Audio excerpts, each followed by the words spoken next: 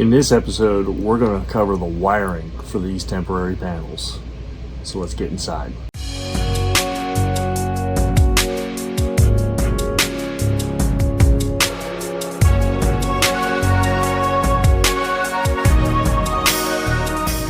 Howdy train fans, welcome back to Chattanooga Southern Railroad. So we're going to cover the wiring for these temporary panels. I showed you how I make those in a previous video. I now have all the wiring kind of ready to go, so I had a couple comments asking me to show the wiring, so I'm going to do that for you. It really is simple once you understand what you need to do. First thing we have to do though is we need to cut our electrical gaps on both of those tracks up above here. So let's jump up to that next. So here we are at the single turnout here on the L&N interchange, and you can see I've put some black Sharpie markers where I plan on cutting the isolation gaps for these two tracks, okay, to be controlled off of that switch panel down there. Now, you could, or I could have, just put some insulated rail joiners in here, but I felt like these are a little too close to it, and I like to keep my turnouts perfectly in line with that. The problem that you run into is that with this track being flexible, if I cut that gap, I'll lose that alignment on both of them, even though there's a nail right there. So one of the things I like to do is, knowing that I'm going to cut the gaps between these two ties, I will literally come in and put some super glue in here like that. Try to get those ties to bond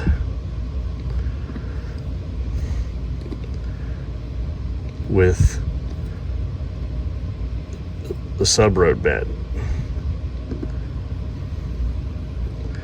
And you will use a little bit of this to make sure that this happens.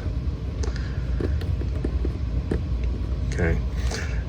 And then super glue doesn't take too long, but I like to put something really heavy on top of it just to make sure. So I'm going to use this drill driver, and what I'm doing is I'm just letting it set down on top of that until the glue dries, and I'm using Gorilla Super Glue Ultimate in the liquid form.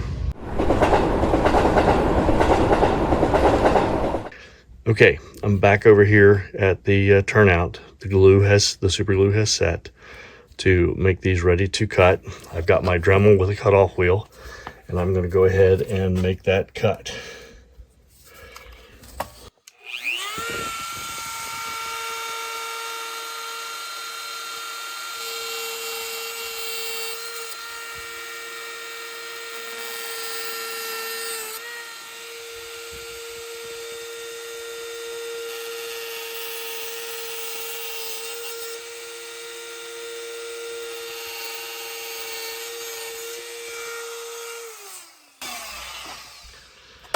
And there you go. So both gaps are cut here, both gaps are cut here. The rails have stayed in alignment, both vertically and horizontally, thanks to that glue. So now let's go back to the panel. Okay, so I'm back over here at the temporary panel. I have gone ahead and on the hot lead coming from the track up above, okay, we're working on track 1 right here, is I've put a female spade connector on that wire coming down. On the tap off of the bus, I've done the same thing and put a single female spade connector onto it and crimped it down. The other thing I've done is I've taken the two commons here, the one from the track 1 and the one from the track bus, and crimped them into a single spade connector, because remember, we've got 3 tabs on the back of this. So to show you how this works, I'm going to pull this switch out of the panel, okay, and if you remember, this is the orientation. Sorry, that's the orientation with the light bulb up. This is in the off position, this is the on position, right?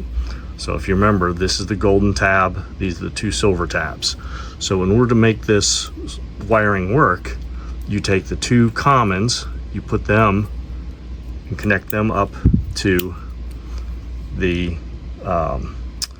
gold one, and then it doesn't matter which one you take first because it'll work both ways. You put one on one of the reds on one of them like that, and then you take the other red one and put it on like that. Now once we're ready, we can then flip this switch and that blue light will come on. Okay, so let's get it back in the panel. I'll show you how that works. Okay, so here we are back at the panel. Now that we've gotten the wiring hooked up, and I've hooked up both switches now, and I have juiced the DCC system, so no warning lights, no short circuits. That's good. So let's check. And there's our blue light. Now that blue light indicates that there is now power running to track 1 above. And if I flip this switch down, same thing there. Okay, so now let's go upstairs, or go up above. Let's put a locomotive on there, and we'll show you how this isolation works. All right, so I'm back here at the L&N interchange. I'm up top. I've got a locomotive sitting there. That's my 2601 GP30 in the Southern Herald. And so I'm going to show you how this switch panel works. So if you look at my throttle, you'll see that I've got the 2601 identified, and I'm going to turn the light on. You'll notice that it doesn't come on. I'll even try to start it up. Nothing happens, okay? And that's because this switch is off. If I turn that on to track 1, and then I come back here, and there you can see the light came on because I'm in the reverse mode. There it is starting up.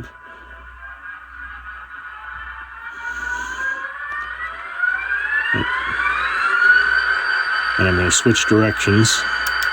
So it goes forward. Blow horn.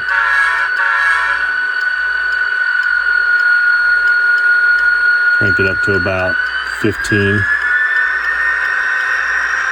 And there you go. That's how you isolate a track.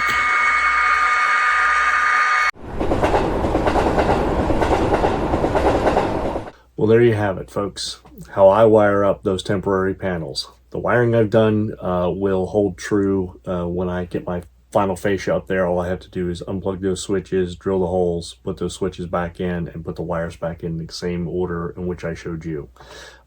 So with that, I'm going to go run some trains here on my L&N interchange, and hope you're enjoying your trains. As always, thank you for watching, and if you like this video, please don't forget to hit that like button, and do consider subscribing. So with that, we'll see you all on Down the Tracks. Bye.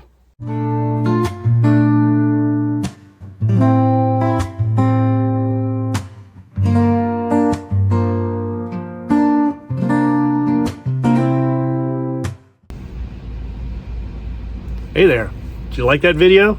Well, check out some of these others on the screen. Don't worry, I'll wait. Enjoy.